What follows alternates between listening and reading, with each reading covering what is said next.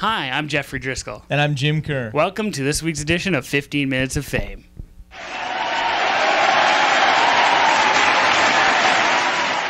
Let's start with some baseball this week. And what an end to the MLB regular season here, Jim. That was amazing. Yeah.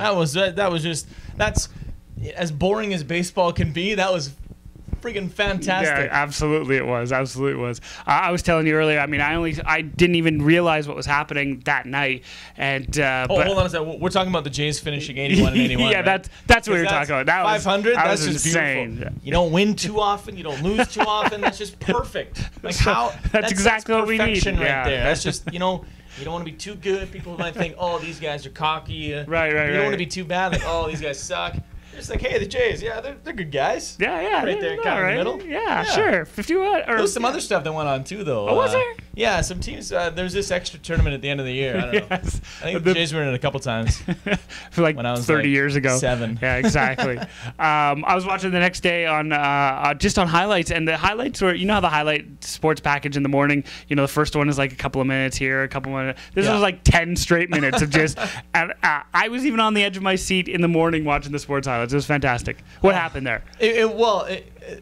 When Baltimore came from behind to beat the Red Sox, it happened at about the same time as Tampa Bay beat the New York Yankees, but only because there was a massive rain delay That's right. between Boston and Baltimore.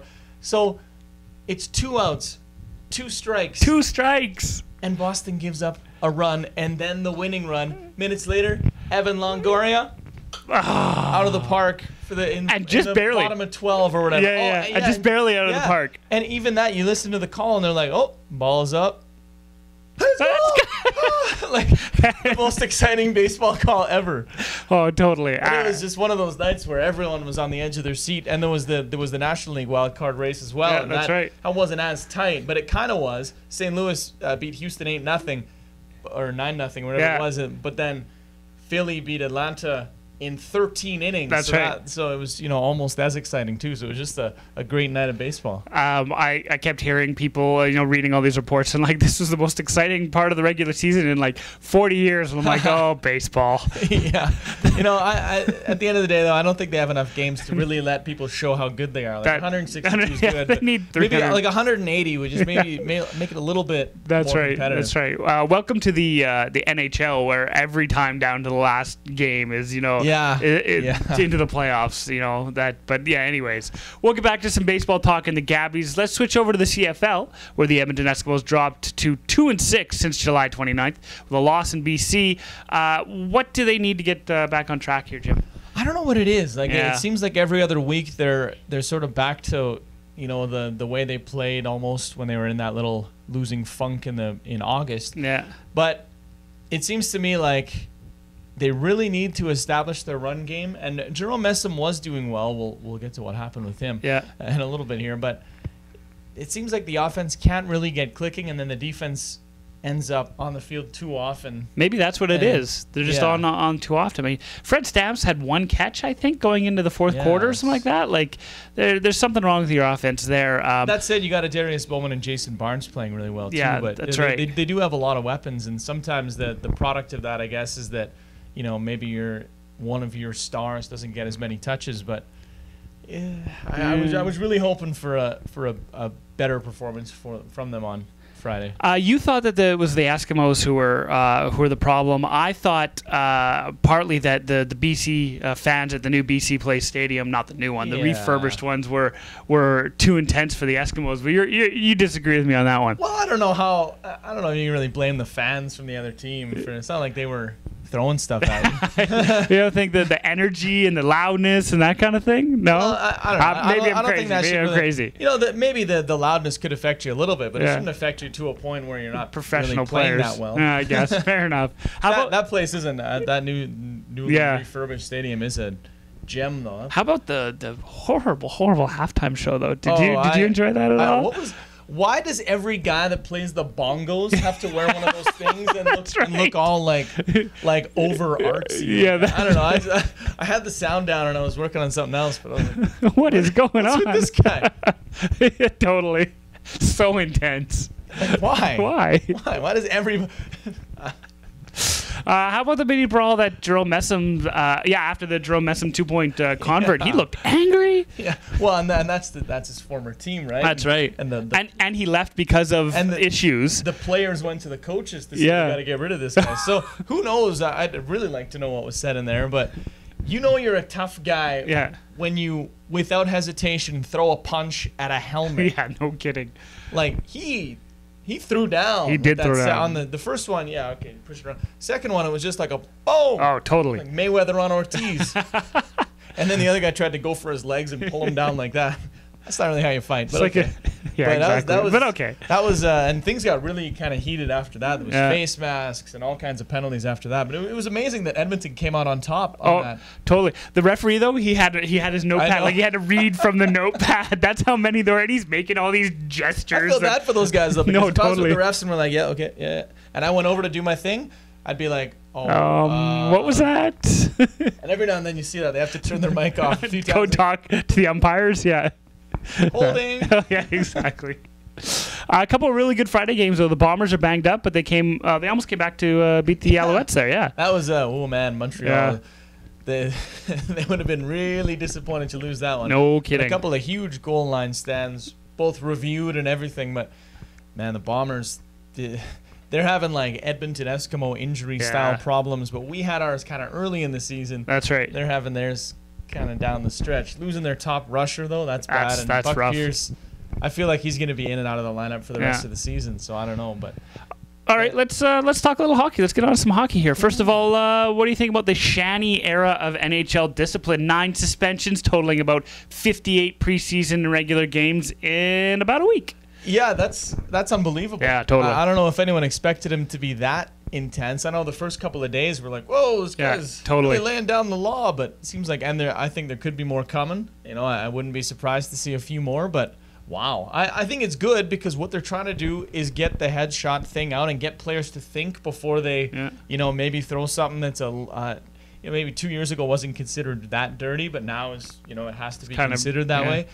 I think if the fine or the money that you lose from a suspension and 5 games on the bench, I think if people are thinking that in the back of their head, they're not going to do it. No, exactly. It could cost guys their job. I mean, Jody Shelley was waived right after he got suspended. A couple other guys, it cost them their at least starting the season with the big club if they're younger guys. Brendan Smith from the Red Wings. That's right. They had to send him down because they told him he was probably going to get a shot later on, but it could cost you your job. Yeah. If you're a fringe player, definitely it could cost your job. The Players Emergency Fund is certainly benefiting.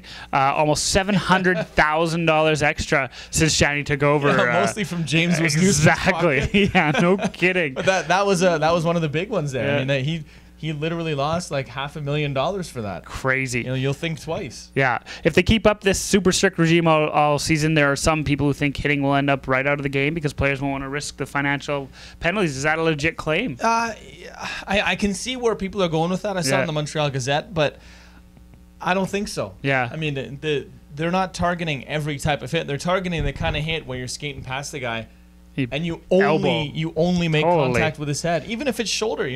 If the only part of his body you're making contact with is his head, well, and they're talking a lot. Hit. Yeah, they're talking a lot about glancing blows too, like not going through the guys. Like if you're going through the guy, if you got a guy and you happen to hit his head, that might not be as bad. But like your shoulder, as you're just target the head. Yeah, that's what he's talking about. In the example video, they were the ones they said were legal. It was mostly like you might see the guy's head snap back, but it was mostly like a shoulder right to the middle there, where it's like a full solid hit. Yeah, and that's fine. They don't want to get rid of that. They want to get rid of the really dirty stuff. That's right. Well, Jim, it came out this week that Edmonton is getting a new sports team, and I, for one, now have September 2012 circled in on my calendar. That's my style. There are definitely some people upset with this, though. What's going on? The Lingerie Football League. Absolutely. Coming to Edmonton in 2012 as part of the Canadian League. Yes. Not just a division that'll play against American teams. A strictly Canadian league. Vancouver, Calgary, Edmonton, Montreal, Quebec City, and Toronto has a team, but they're going to switch from the U.S. to Canada in 2012. And I don't know. It's going to be interesting to see kind of how it all shakes down because You think, lingerie football, it kind of sounds... And I talked to the founder and chairman of the league, and he said, yeah, you should be skeptical, I guess. You know, if you hear lingerie football league and you don't know what it is, you're going to say, oh. But according to him, they're all a lot of them are high-level ex-college athletes, and they're going to be putting them through like a CFL combine. Oh, no way! They got the same company that does the CFL combine, and they're going to be running them through that. That's fantastic. It sounds like at the very least they'll be athletes. Yeah, and that's good. I suppose if you did watch a game and it was moderately entertaining, it could catch on. Yeah, well, we'll see. We'll see how it goes. People like that sort of stuff. People love beach volleyball. Yeah, that's true. Who likes volleyball? That's right. Nobody. Yeah, I mean, would you sit there? Oh, hey, volleyball's on TV, the fully clothed kind. Yes. Let's watch it. No, you probably wouldn't. But the beach volleyball, you're all over it. Women's tennis? Yeah, same thing. I know lots of people like tennis, but who really likes tennis? There you go.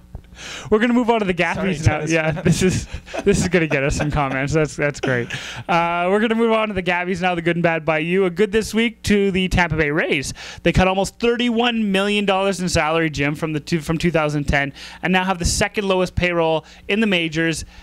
And they're one of the 8 teams going in the playoffs. What is going on there? Who predicted that one? Yeah. I mean, I thought that after last season they were going to cut enough payroll to really make the team not good. And I thought maybe the Jays would finish 83 and whatever minus those 2 other games would be. But no, 500. 79? Yeah, something like that, if I do my math correctly. Yeah. A good to the Texas Rangers, who made a very classy move this week. Yep. I remember the firefighter who died at their ballpark this year. They had his 6-year-old son throwing out the first pitch to Josh Hamilton, who's his favorite player. Yeah. Not a dry eye in the house. No kidding. Before the game. And then they lost 9-0. But that's all right. Classy move ahead of the game anyways. Yeah, really like it. That was nice. Good goes to the NFL. They rejected Terrelle Pryor's appeal of his 5-game ban to start his pro career. He got into trouble at Ohio State and tried to just avoid it by turning pro. Gotta say, I agree with the NFL on this one if you're gonna do it. Yeah, I mean, everyone could see what was going on there. Yeah, good for them with the solidarity. I like that. I thought at first that it was like, well, how are you going to suspend him for something that happened somewhere else? But it was the right choice. Yeah. Although we've been pretty critical of the NCAA over the harsh penalties, and rightfully so. Yeah, I mean, I think he was in trouble for selling memorabilia. Yeah, well, it's his, I think, but that's just me. On to the bad side. Yes, we're gonna give it bad to the Pittsburgh Pirates, which I can't say without kind of chuckling because they started the season first 100 games 53-47 to lead the division. Oh, yeah. And I remember us saying... We talked about it. Yeah, us saying, well, look at these Pittsburgh Pirates. They were brutal last year, and now they're leading their division. Good for them. I think we did give them a good. Yeah, we gave them a good. But now they're a bad because down the stretch, they went 19-43 or something like that, which is the worst winning percentage down the stretch by a team that was leading the division after 100 games. That's unbelievable. That's pathetic. It's absolutely... How do you do that? And I read somewhere the 101st game of the season. Yeah, was that one where the umpire blew the call on the and it was just a bad omen and went from there. And from there they just. How about a bad to Dodgers infielder Eugenio Velez? We'll see if I got that right. He broke a modern day MLB record. What's he gonna do? Hit you? Yeah, right. Probably not. For a non-pitcher by going hitless in his final 46 at-bats. Oddly enough, the previous record was set in 1909 by a guy who played for Pittsburgh. Yeah, that sounds about right. Yeah, what's he going to do? Hit you? Probably not. Nothing. Nope, don't think so. A bad to Manchester City's Carlos Tevez, who's been suspended for a couple of weeks and might be on his way out of Man City for refusing to play, allegedly, during a Champions League tilt with Bayern Munich. He was coming off the bench. They were losing and said, okay, Carlos, come on. No. I'm out. And after the game, he said, no, my position was misunderstood or something like that. Oh, jeez. I bet. He wants to leave the team. He wants to be closer to home. This probably isn't the way to do it. No. We're going to move on to the punchline now. This one's a good one or a really bad one. Yeah. Police in London, Ontario recently busted the guy who threw the banana at Wayne Simmons last week. Get this. Chris Morehouse's lawyer, this is the guy, Chris Morehouse, says he was just caught up in the drama that was the absolutely meaningless shootout and didn't want Simmons to score, and he had no idea that throwing the banana on there was a racist thing to do. Yeah. Why did you have a banana at a hockey game? There's the punchline. Why did you have a banana at a hockey game? Why? You didn't know it was racist? Come on now. Yeah. Okay. Yeah, like we believe you. I threw the fruit because I wanted to distract so he wouldn't score. I was just caught up in the drama. Oh, please. It's a neutral site preseason game, man. You're not caught up in the drama. No kidding.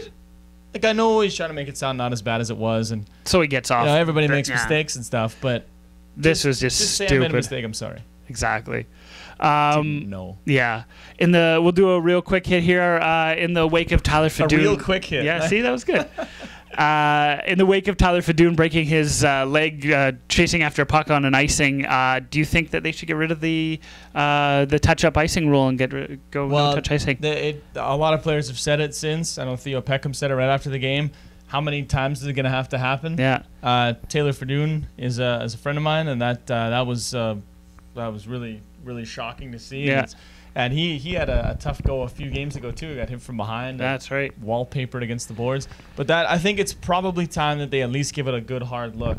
I know Curtis Foster had something to say, but he reached out to him and said, if you need any support or whatever. I don't see.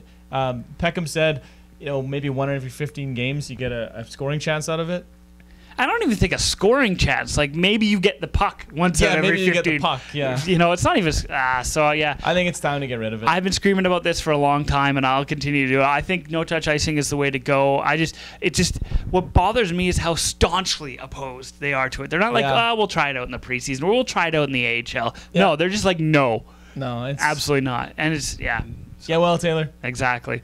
I want to give a quick shout out to Sarah, who did the new design of our new logo there. So we're going to be using that from now on. But in the meantime, you heard the horn. That's our new 15 Minutes of Fame. We're up for this week. Join us again next week when we get a whole new 15 Minutes of Fame. In the meantime, I'm Jeffrey Driscoll. And I'm Jim Kerr. Have a good week, folks.